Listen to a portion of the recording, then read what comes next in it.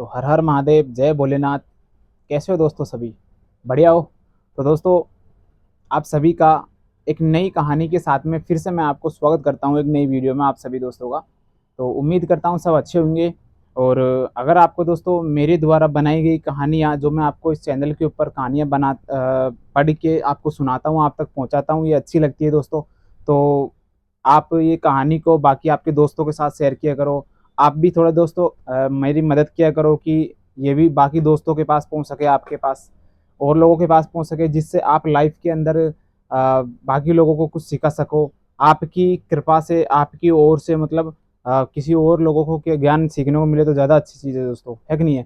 तो आज की इस वीडियो को अपन स्टार्ट करते हैं।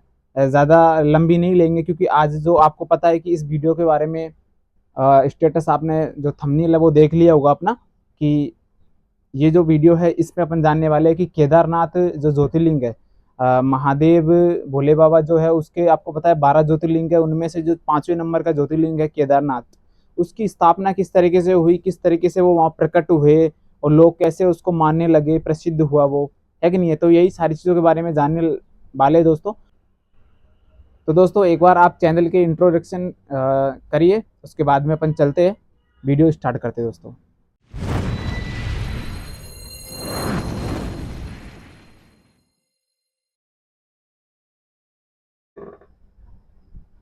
एक बार प्रभु का नाम लेते हैं।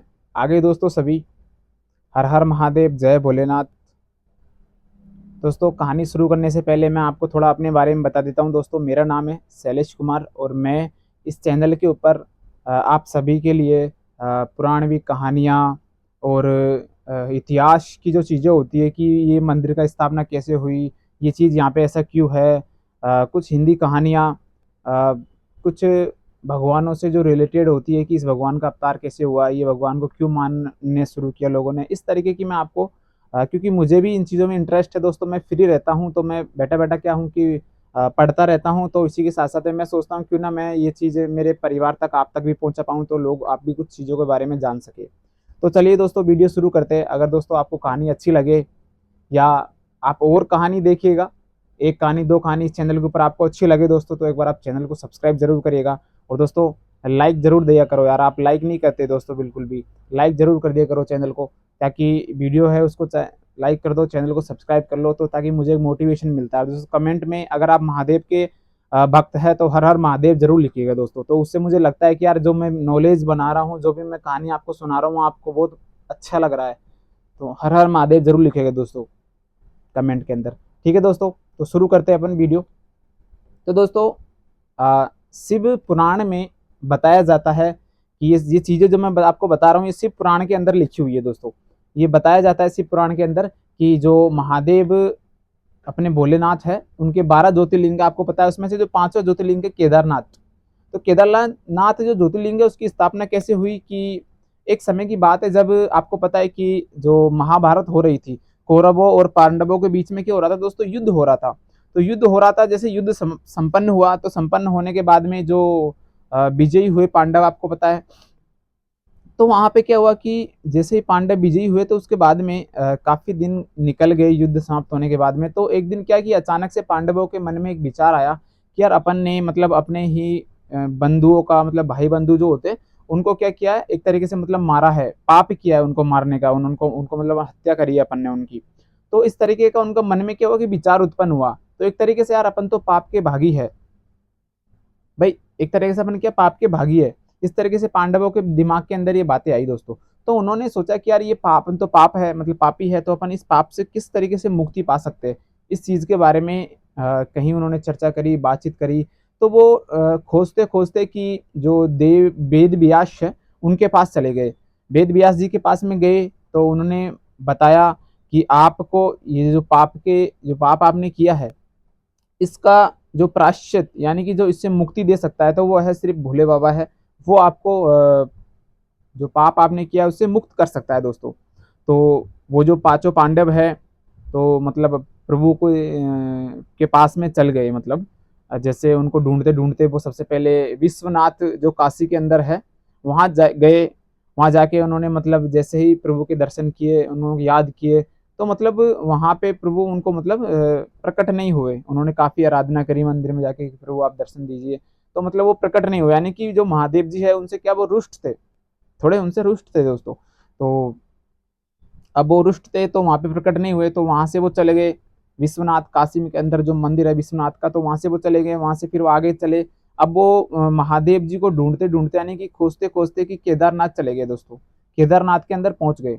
अब जैसे ही वहाँ केदारनाथ में पहुंचे तो वहाँ पे उन्होंने मतलब देखा कि एक मतलब काफी सारी भैंसों का झुंड आ रहा था दोस्तों, एक साइड से मतलब काफी सारी भैंसों का झुंड आ रहा था। अब आपको पता है कि केदारनाथ तो जो धरती है वैसे ही मतलब एक तरीके से बोलूँ तो आपको मतलब वो स्वर्ग है, स्वर्ग की धरती है। वहाँ पे हर इंसान नहीं जा सकता, बिना मर्जी के कोई जा ही नहीं सकता दोस्तों, वहाँ पे अपनी मर्जी से कोई नहीं जाता, प्रभु जिसको बुलाते हैं वही वहाँ जाते हैं दोस्तों। केदारनाथ को आपको पता है कि दुनिया का अपन कहते हैं पृथ्वी का स्वर्ग स्थान भी कहा जाता है कि नहीं दोस्तों। अगर आप नहीं गए तो एक बार जाके जरूर आइएगा दोस्तों। बहुत बढ़िया मंदिर है, आप वहाँ जाने के बाद में आपको एक अलग ही फील होता है दोस्तों। तो वहाँ पे क्या हुआ कि जैसे ही मतलब वो पहुंचे तो भैंसों का वहाँ पे झुंड आ रहा है दोस्तों, काफी सारी भैंसों का झुंड आ रहा था। उन झुंडों के बीच में ही जो महादेव है उन्होंने भी मतलब भैंस का एक रूप ले लिया और उन झुंडों के बीच में कि दर भगने लगे, मतलब रेस मारने लगे, दौड़ने लगे, ताकि वो जो 5 पांडव उनको भगवान को ढूंढने आए थे वो उनको मिल ना सके, पहचान ना सके, इसलिए वो उन्होंने भैंस का रूप ले लिया और वो भगने लगे उस झुंड के बीच में। अब वो सभी झुंड भगने लगे। अब उसमें से 5 पांडवों में से जो भीम थे, उन्होंने क्या सोचा कि मतलब एक गुफा थी, क्योंकि वो सारी भैंसें थी उस गुफा के अंदर जा रही थी। अब एक गुफा थी दोस्तों, अब उस गुफा में आपको पता है गुफा का एक मतलब गेट होता है जिसके अंदर से अंदर अपन प्रवेश करते, तो उस गुफा के मतलब दोनों तरफ, जैसे आपने देखा होगा कि कभी शादी होती है तो आपको पता है एकदम दरवाजा लगाते हैं जिसके अंदर होके उनके बीच में होके मतलब दूल्हा होता है वो अंदर जाता है, बाराती अंदर जाते हैं दुल्हन के घर पे, होता नहीं होता। तो सेम ऐसे ही मतलब उन्होंने भी मतलब एक पैर इधर खड़ा कर दिया, मतलब भीम जो है उस गुफा के एक पैर इधर खड़ा होके एक पैर इधर, यानी कि इस तरीके से उन्होंने खड़ा कर दिया और बीच में से सारी भैंस निकल के जा रही थी मतलब गुफा के अंदर। तो वो इस तरीके से खड़े हो गए। अब उन्होंने सोचा कि अगर जो महादेव अगर इनके बीच में से कुछ होंगे तो क्या है कि वो नहीं निकलेंगे। अब काफी सारी भैंसें निकलती गई सारी पैरों के नीचे निकल गई, लेकिन जैसे ही प्रभु महादेव जी की बारी आई निकलने की तो वो क्या है कि वो वहीं रुक गए, वो वहीं रुक गए। उन्होंने मतलब पैरों के बीच में होकर निकलना उचित नहीं समझा, तो वो वहीं रुक गए। अब जैसे वो वहीं रुके तो भीम जो है वो तो पहचान गए। अब पहचानने लगे तो वो क्या कि वो पृथ्वी के अंदर क्या विलीन होने लगे, मतलब जैसे आपको पता है माता सीता है वो आपको पता है धरती के अंदर समा गई थी, ऐसे ही महादेव जी भी मतलब वो जो उन्होंने भैंसा का रूप ले रखा था वो धरती के अंदर समाने लगे।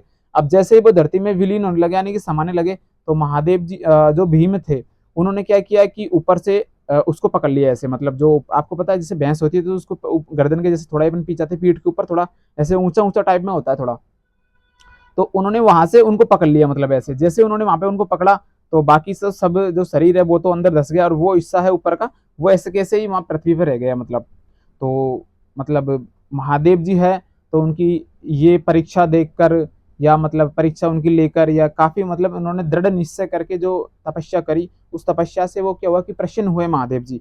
अब प्रसन्न हुए तो वो प्रकट हो गए वहां पे।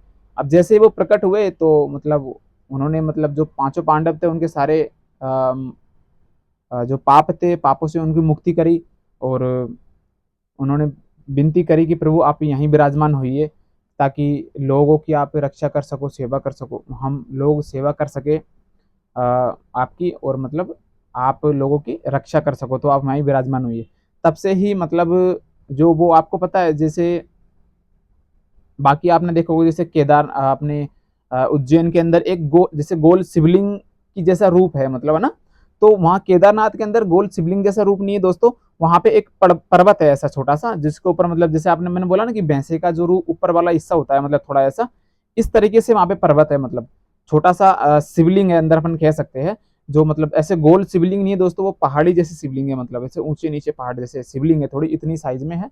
मतलब तो आप एक बार जाओगे तो आपको अगर आप गए हो दोस्तों आप में से कोई भी तो मुझे बताइएगा जरूर कि हाँ शैलेश मैं जाके आया था, एक बार मुझे कमेंट जरूर लिख के बताइएगा जिन किस किस ने केदारनाथ ज्योतिर्लिंग है बाबा के दर्शन किए, एक बार मुझे कमेंट में लिख के जरूर बताइएगा दोस्तों, ठीक नहीं है। तो वहाँ पे तब से ही ये धारणा प्रचलित हुई कि प्रभु यहाँ विराजमान है और इस तरीके से केदारनाथ जो ज्योतिर्लिंग है उसकी स्थापना हुई दोस्तों। और ऐसे ही तब से ही वो प्रचलित है कि लोग वहाँ जानने लगे और प्रभु के मतलब वहाँ पे दर्शन करने लगे दोस्तों। तो दोस्तों केदारनाथ जो ज्योतिर्लिंग है उसकी स्थापना इस तरीके से हुई, ये कहानी थी इसके पीछे की। कैसी आपको लगी दोस्तों?